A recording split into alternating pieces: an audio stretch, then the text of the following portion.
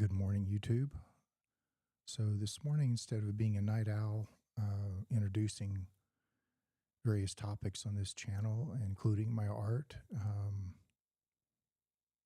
I'm a rooster. So today I'm going to show you a sculpture, also an early sculpture, called Pearl, the Keeper of All Things Tender. Now, it may have a longer title. It's been a while since I've gone back into the archives. It could be titled Pearl, the Fairy World's Keeper of All Things Tender. So, without further delay, here's the sculpture.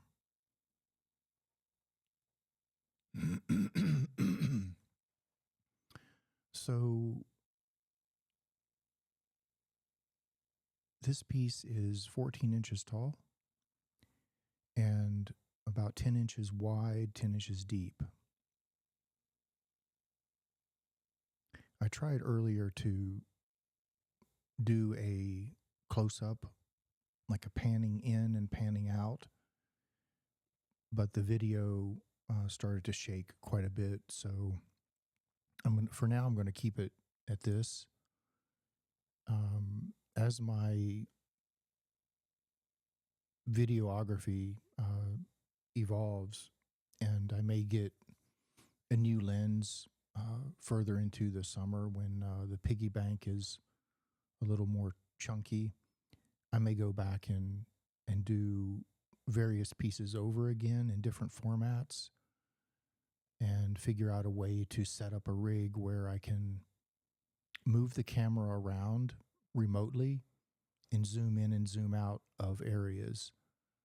But that's a bit of a sophisticated setup that I have yet to really delve into. So for now, make your screens high definition and full size, and we'll get into this piece. Ultimately, the narrative around this piece is not as complex as, say, the Swamp Fairy Queen and her steed Adorable. This is more atmospheric and like a site-specific record of sorts. Pearl is the snail slash slug, like a banana slug up at the top. And she is sitting on her, it's not really a throne. And at the same time, it kind of is. It's her personal chair, let's say. And this was a very complex sculpture to cast, to say the least. The tendrils or sort of tree forms you see there, those were all cast separate and then later hand fabricated back into the piece. And the house, the sort of tree house that has the smoke coming out of the chimney, that was also cast separate, and Pearl herself was cast separate. Now, curiously enough, the big globe with the flower burst in the middle, that and the chair were cast together.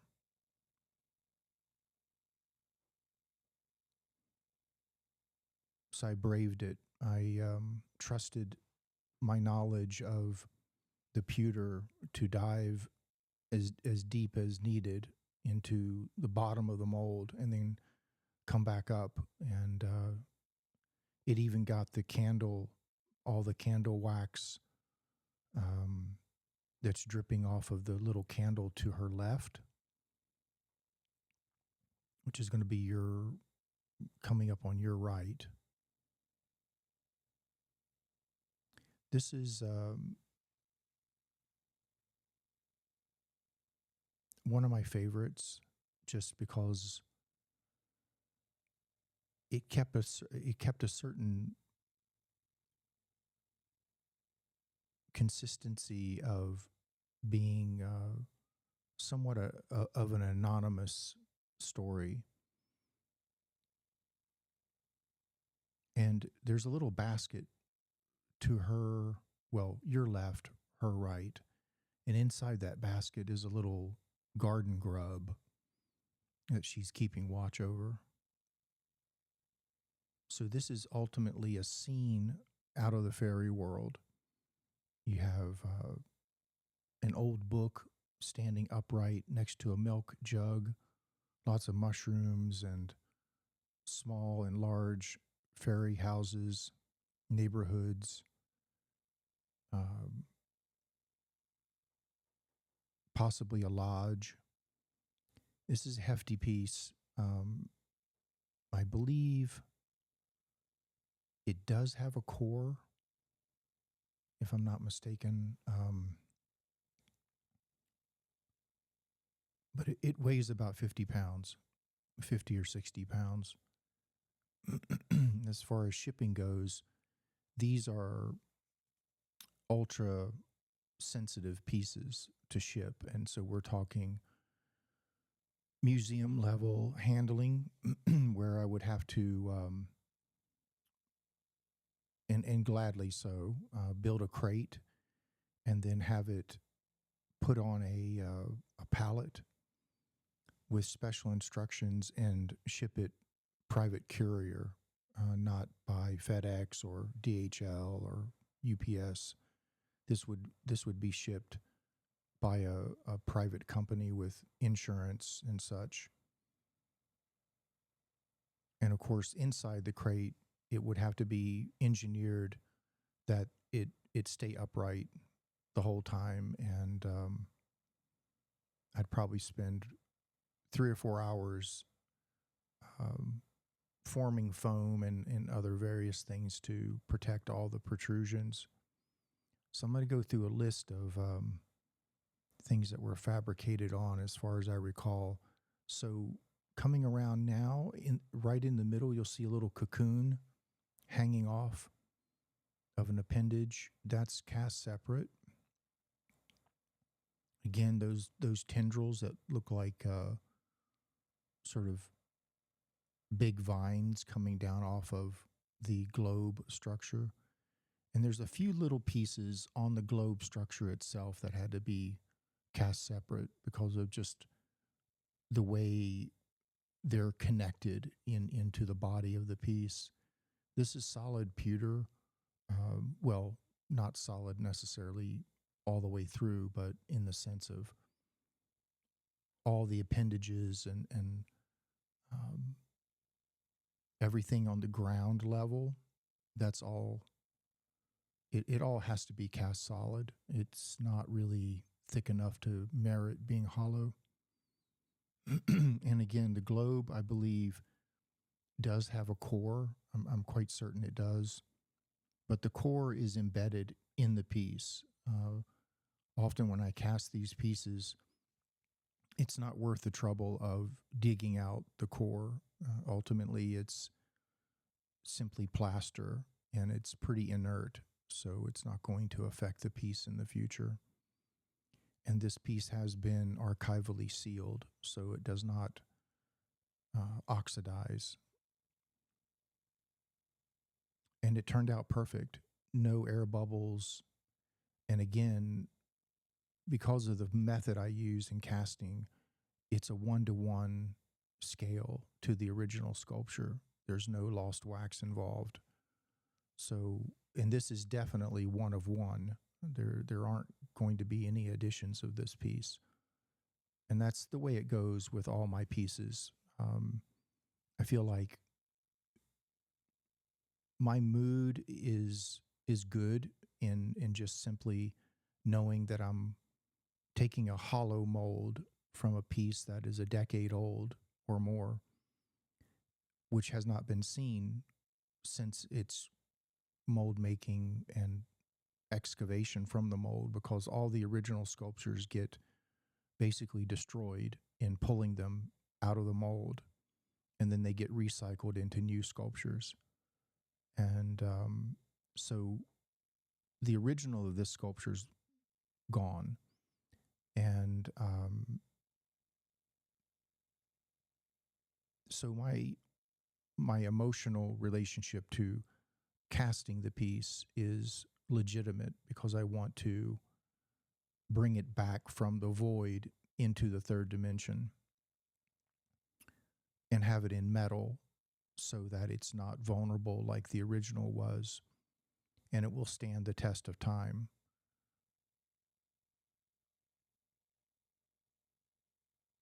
But beyond that initial archival reason for casting the first piece, I'm not interested in doing 12 or 6 of these editions. It's very labor intensive, and I'd rather put that labor time into creating more art.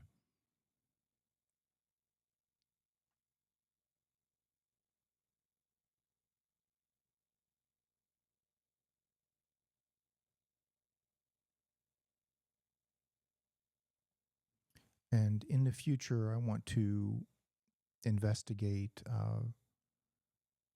how to get these images larger on the full screen. Now, this piece could work going horizontal, although I'm not entirely sure.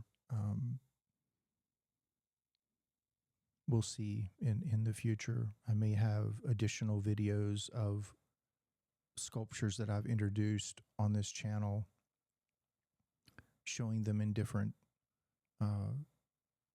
formats, and we'll just have to see how things evolve.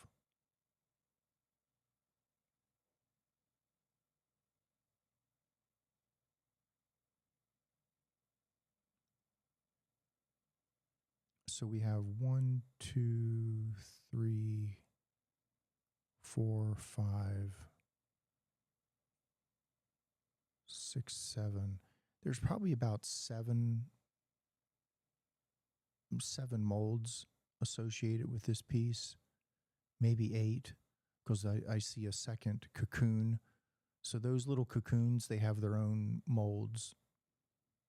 So they're like little jewelry pieces that I cast separate. But I would say 90% of this sculpture was cast all at once.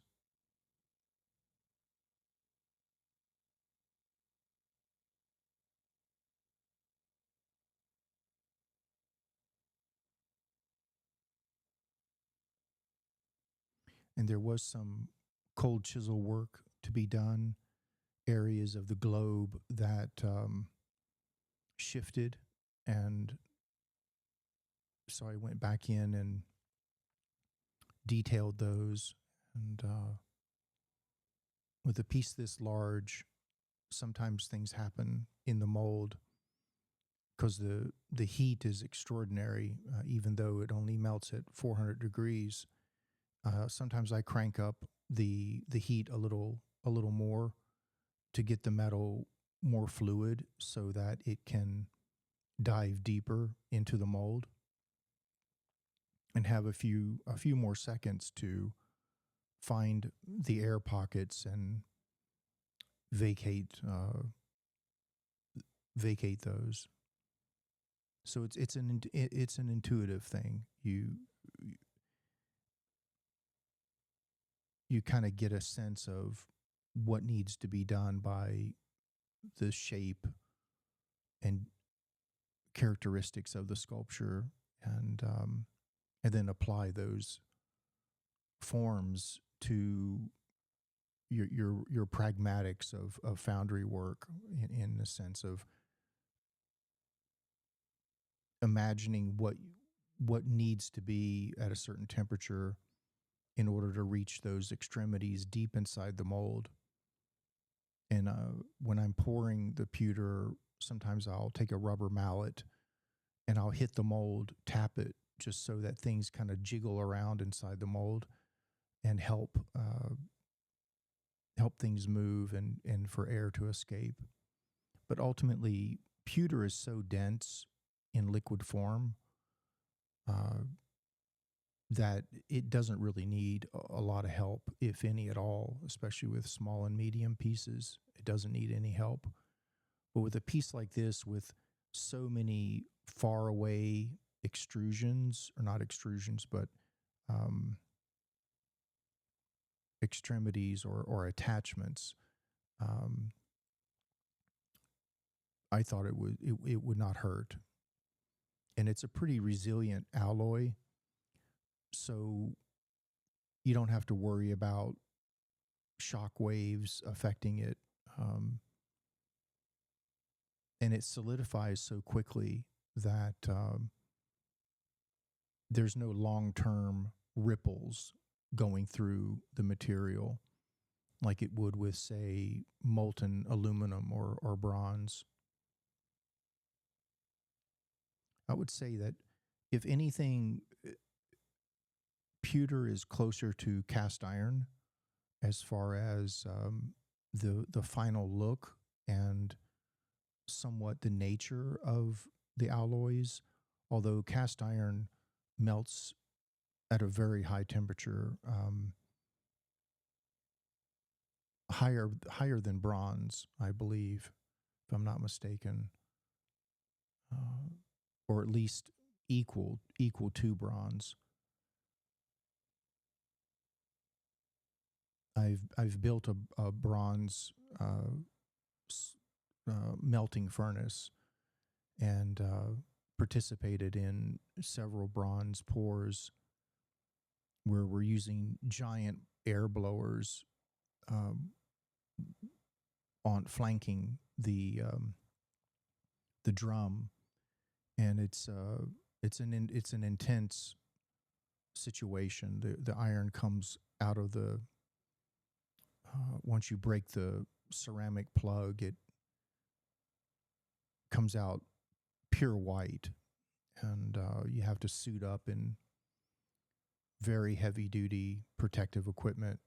It's a very volatile, very dangerous metal to be pouring because it's so hot. And it's very volatile, so you have to be very careful not to have any moisture anywhere, anytime, any place. Moisture is your enemy in casting any metal, ultimately. So when I make a core for this piece, I bake it, and I'm absolutely sure when I put it in the mold that it is completely and utterly bone dry, and also careful that no droplets of water or anything get down inside the mold or are anywhere near the casting area.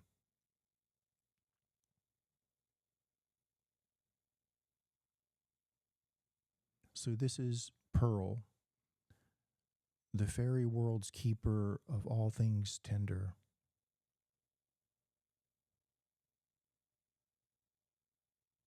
Thank you for supporting the channel, and I look forward to the next time we meet, so to speak. Like and subscribe. Feel free to leave a comment. And until next time, thank you and good morning.